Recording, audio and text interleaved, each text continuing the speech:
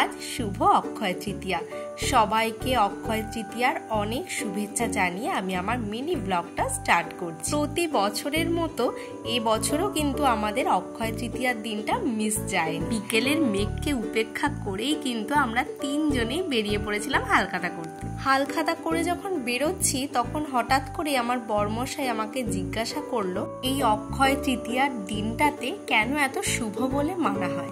আমি যেটুকু জানি, আমি যেটুকু পড়েছি সেটা হলো আজকের দিনে কিন্তু অনেক শুভ শুভ কাজ হয়েছিল। এই দিনটাতে কিন্তু সত্যযুগের সূচনা হয়েছে, আর গঙ্গা দেবী অবতরণ করেছিলেন, গণেশ মহাভারত প্রথম লেখা শুরু করেছিলেন, চন্দন যাত্রা শুভ সূচনা হয়, জগন্নাথের রথ নির্মাণ শুরু হয়েছিল। আজকের দিনেই মহাদেব ঐশ্বর্য দান করেছিলেন কুবেরকে। এরকম অনেক অনেক কারণ আছে, যেগুলো প্রধান কারণ যেগুলো প্রচলিত আছে আমি সেগুলোই আপনাদের সাথে একবার শেয়ার করে দিলাম, সাথে বড়মশাইকেও বুঝিয়ে দিলাম। গল্প বলতে বলতে আমরা চলে এসেছিলাম আমাদের ঠাকুরের মন্দিরে। আজকে এত শুভ একটা দিন, বেরিয়েছি যখন ঠাকুর দর্শন না করলে একদম মনটা ভালো লাগতো না।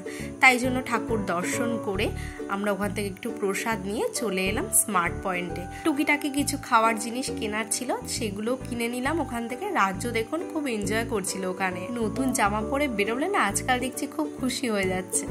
যাই হোক, চলুন আজকের ভিডিওটা এই পর্যন্তই। দেখা হচ্ছে খুব শীঘ্রই নেক্সট একটি ব্লগে। টাটা।